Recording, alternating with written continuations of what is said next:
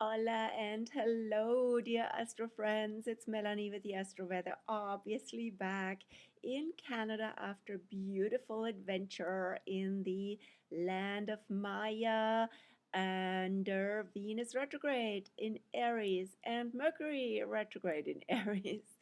Yeah, it was a wonderful journey, 3 weeks. I could have easily continued and also glad to be back and also glad to be having a much better internet here. Makes it much easier to work, makes it much easier to connect. So this is good. And then you might have missed my, not so much the video Astro Weather, but the newsletter or the blog articles, all due to the really unreliable internet. I couldn't do it, and I could also see how it was aligned with the total lunar eclipse in Virgo Pisces. The Virgo full moon was eclipsed. I wanted to work, I wanted to serve, I wanted to do things, but it would not connect. So very apropos, and I chose to relax and just be with what is, have more time for traveling, all good, and I trust it all worked out for everybody. So here we go with the astro weather of this week. Now we are in Aries, we're in spring. The equinox happened on the 20th at 2ish a.m.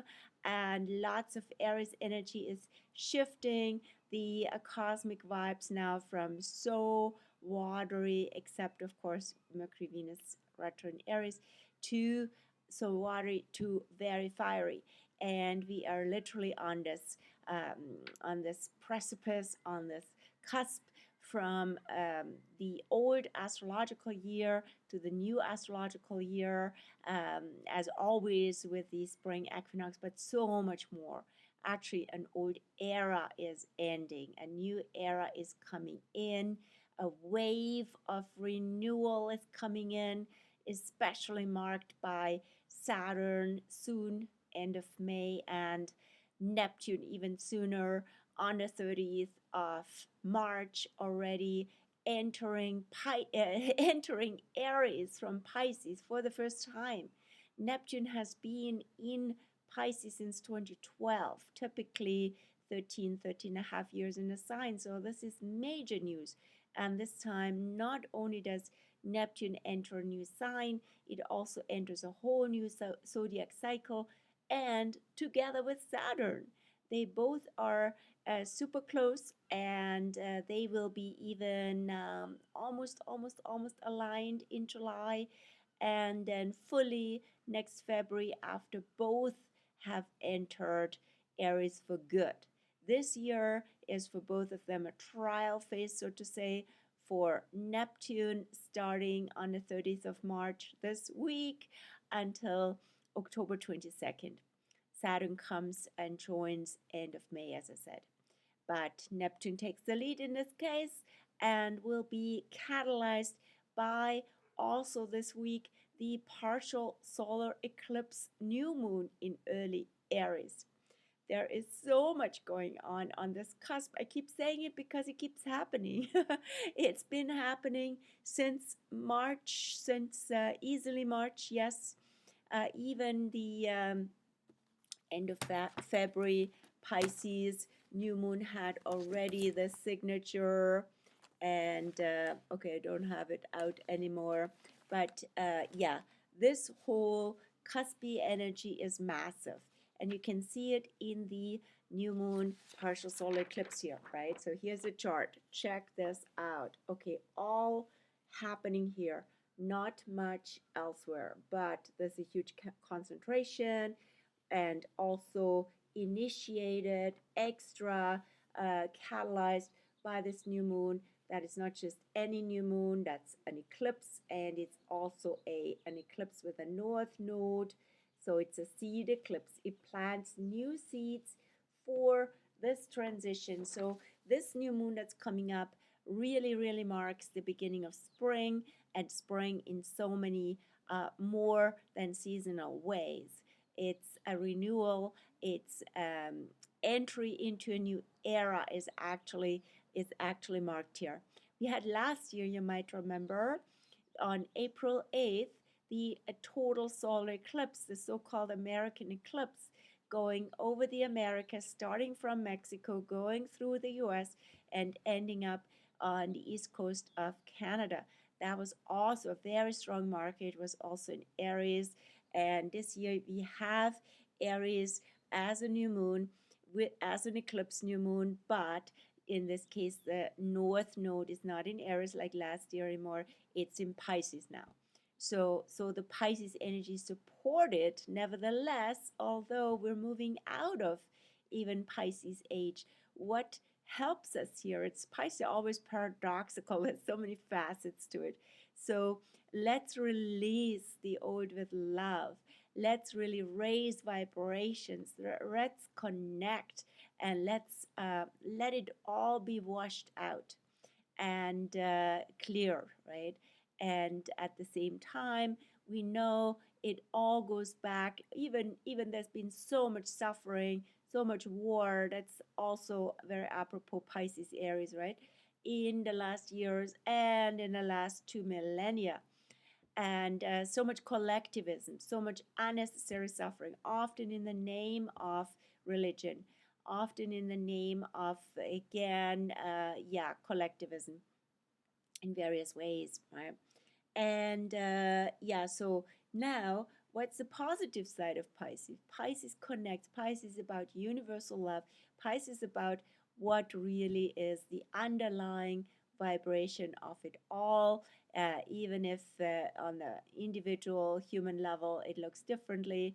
It's all about love, right? So love shows up in so many ways, and love can transcend all the old, sticky, and feelings that we still have sitting around. And so let's release things with love and give things also back to where they came from for the universe, because we to transform and to really shift the energy. We can't personally do it. The bigger energy field is always so much supreme and so much more carries so much more energy, of course, than us individually, right?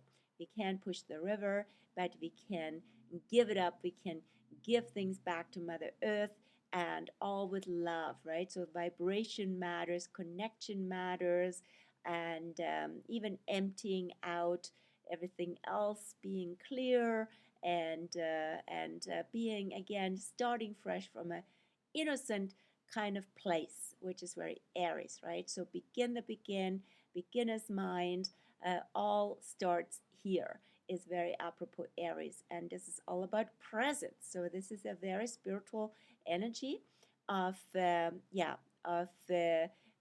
noticing that we are energy, right?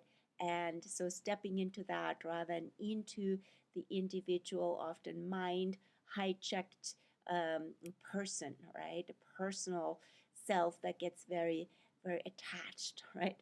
That is also what Mercury and Venus retrograde and both going back to Pisces help us with. Mercury goes back to Pisces. They both do that this week, right? So Mercury goes back to Pisces. First it's Venus, on the 27th, and then Mercury on the 29th. And both are still retrograde. Venus until the 12th of April, and Mercury until the 7th of April. But as you see, it's one big cluster. They both travel together. They travel now from with the eclipse already back into Pisces, right? So that is really all about this transition that we can help, but not so much, the helping is more about getting, ourselves, our own personal, sense of, all sorts of things we actually identify unnecessarily, right? Getting that out of the way, and just being open, Pisces, being fresh, being new, Aries. So that's a wonderful vibe, and as I said, Neptune is sandwiched by all of this, and carried, or the wave of Neptune carries it all. Either way, you could say, right? The wave of Neptune carries over into Aries this year until October 28th, 22nd. So that's already a first experience with the wave of renewal, and more to come next year. And often, renewal comes out of chaos, right? That's also true. So chaos, things can appear pretty chaotic at this point, and they do, right? So that's also Pisces. So it's like hard to sort things out. Everything is interconnected. It's domino effects and confusing and overwhelming. And at the same time, it's an indicator that certain things are collapsing, right? Are are releasing, are something's got to give, right? And out of that, renewal comes. Yeah, so we have this week also in a Aries kind of fashion, Mars, the ruler of Aries, but now in Cancer, still until April 17th. So Mars is in end of Cancer now, and it squares Chiron, end of Aries, right, which Mars rules. So we have that alignment coming up tomorrow, the 26th. So that can feel a little ouchy, right? There can be a sensitivities are triggered and can bring up old wounds. And hopefully early wounds also, right? Aries brings early wounds in life, early wounds in humanity, in how did all this start, how did also this energy field of war start, right? So Mars in Cancer has a lot to do with again, the people. How are the people affected by all of that? How can wars really end here, right? That just cause more attacks on people and land and families and children, all of that, right? So we can see that collectively again, but also very personally. So if something really hits you and you feel very sensitive and you feel like, kind of lashing out yourself, and be gentle, right? So Cancer is about gentleness. Be proactively gentle, kind, caring with yourself, with others, with the human family, all of that, right? Care is, and even certain home projects are very supported with Mars in Cancer. So getting the energy out, which might feel kind of boxed in also with Cancer, right? So it's home, and there's so much movement. There's so much that wants to do something and might feel restricted about that, or might not feel safe in all of this, right? Do something that makes the home a better place, but also invite people, and it also, like with Aries, it's only needs to be once, right? So you don't have to make it, don't have to bring them into the family. Just bring people into your place, invite or follow invitations, see what happens, and let's come together as humans as a new start also. This is all about fresh starts, and it's about, so gathering from the Cancer side. Then we have,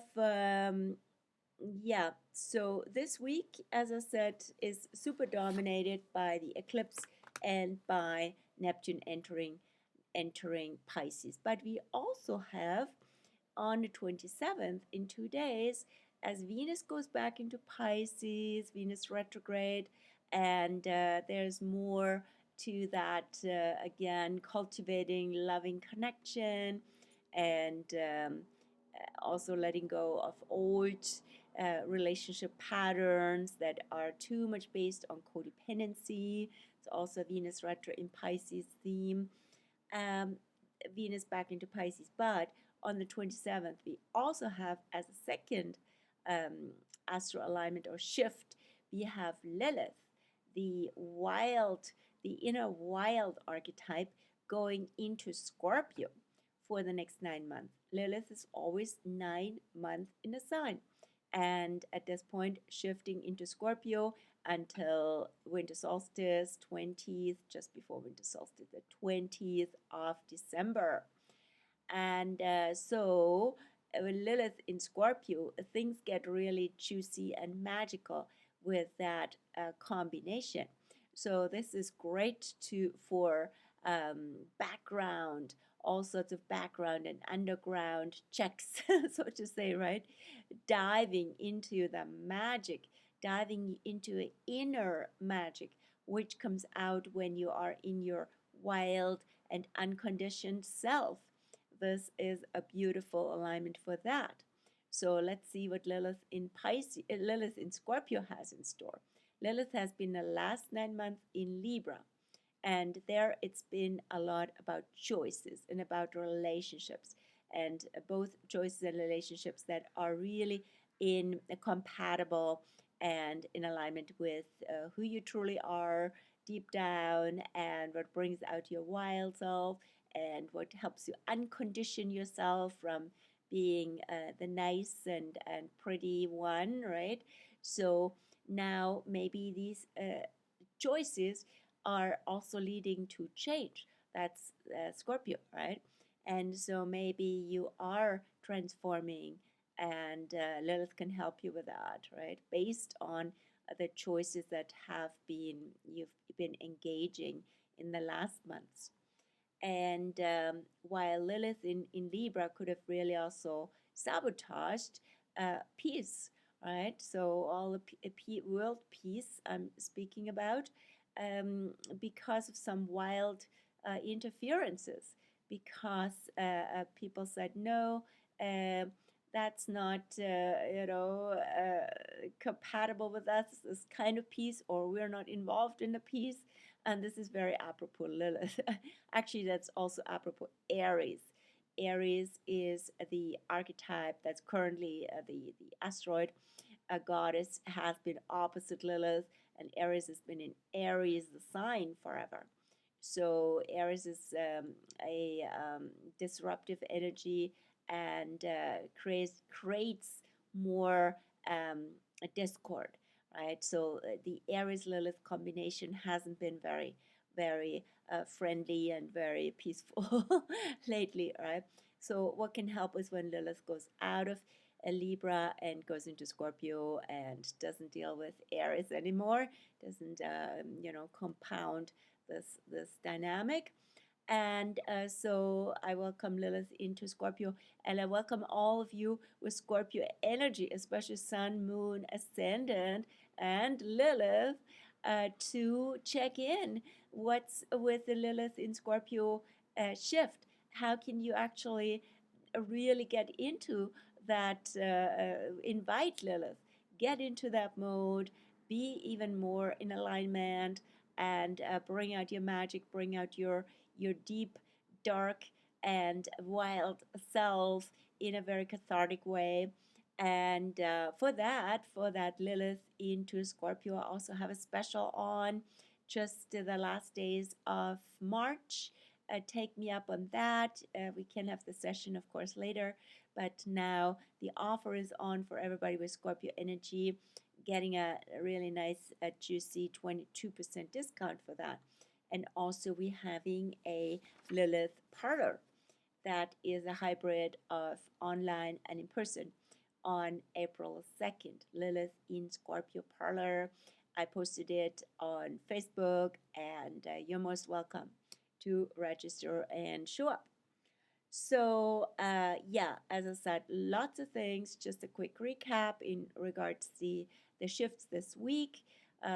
Venus goes back into Pisces. That's sweet news. She's retrograde until April 12th, but even more so, Lilith into Scorpio. So it's again more watery energy coming in together with also more fiery energy. And on the fiery side, of course, the eclipse, the partial solar seed eclipse, planting new seeds for renewal, but also for release, with the North Node in Pisces and the new moon in Aries. The eclipse will be, as I saw, exact or the most um, visible, the strongest on the Atlantic side of Canada. In fact, right, Newfoundland and Nova Scotia can probably already see the partial eclipse in the early morning. Otherwise, not so much visible in other parts of the world. And renewal. And then we have Neptune going into Aries. Big news on March 30th, first phase until October 22nd. Yeah, that's really a handful of astro events, and I wish you a beautiful week. Hey, we forgot to look at the moon, and of course, from the decanate side, we're in the first 10 degrees of Aries, and the eclipse will be there as well, which has a double Aries energy. It's all about begin the begin. It's about authenticity and renewal. And then what's with the moon? The moon is now in Aquarius. Now in Aquarius, we are on the 25th of March 2025. Nice alignment. And in Aquarius until 12:31 p.m. tomorrow, the 26th. So this Aquarius energy and also gets very extra emphasized from the moon. When the moon in Aquarius squares Uranus, the ruler of Aquarius, in Taurus, but it's early in the morning tomorrow. So we might notice some of that tonight already in the build-up phase. So this is all about getting out of our comfort zone, shifts, liberation, and coming together with people, experimentation, no expectation, Aquarius and Uranus, right? So, and also taking things as a social experiment, if anything. And yeah, so showing up with your people and also checking out what humanity is up to. Aquarius is very detached and is a witness, so that can help us there. And then tomorrow the moon will be in Pisces from tomorrow afternoon on 26th, and the 27th as well, 28th until the afternoon. So the moon will then also step, especially on the 28th, end of Pisces, will also step into this, show you again, this big alignment here. So this is on the 28th, the day before the eclipse, the moon will be there. And then the moon will be new on the 29th. So this is such a transitional hologram, 28th and 29th, a hologram for what's going on this whole year, because the major marker of this Pisces and Aries cusp are Saturn and Neptune, and they're with us in this transition until early next year. So they're the bigger markers for the end of an era, for a wave of renewal. And yeah, so the moon will be then in Aries from the 28th on in the afternoon at 1:36 p.m. Pacific, always my times. And then, of course, for the eclipse on the 29th. And on the 30th, the moon will enter Taurus at 1:16 p.m. So this will be definitely an awesome time for ceremony, for little personal rituals also that all help with that shift into the new. And it is also, I would say, the actual marker for the beginning of spring.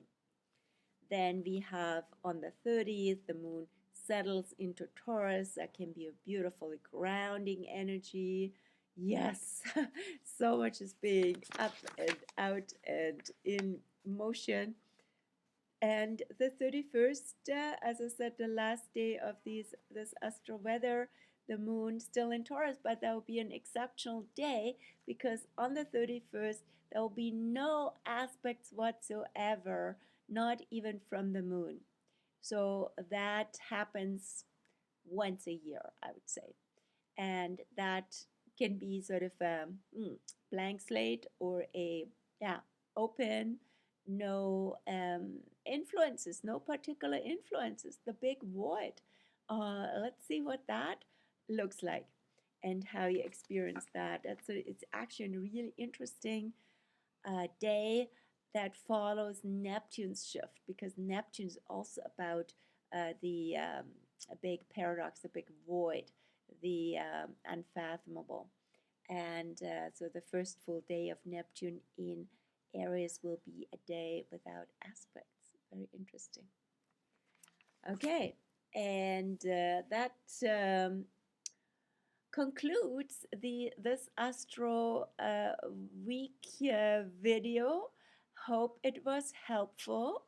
And again, you're most welcome to check in with me in a session if you'd like to deepen and look into how all this affects you personally, how it can be in alignment, what's up for you, and as perspective for your perspective and background and different reference for the experiences in real life, and of course also for your planning and for your understanding of yourself and the zeitgeist that's currently going on, and how we can all contribute from our best,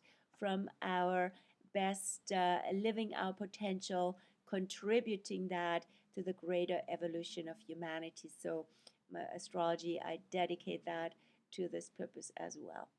Wish you a beautiful week, and hope to see you soon in real life. And I'll be back with the Astro Weather video, and you can also find again the Astro blog posts and the email Astro news. I'm back and things are rolling again. Cheers.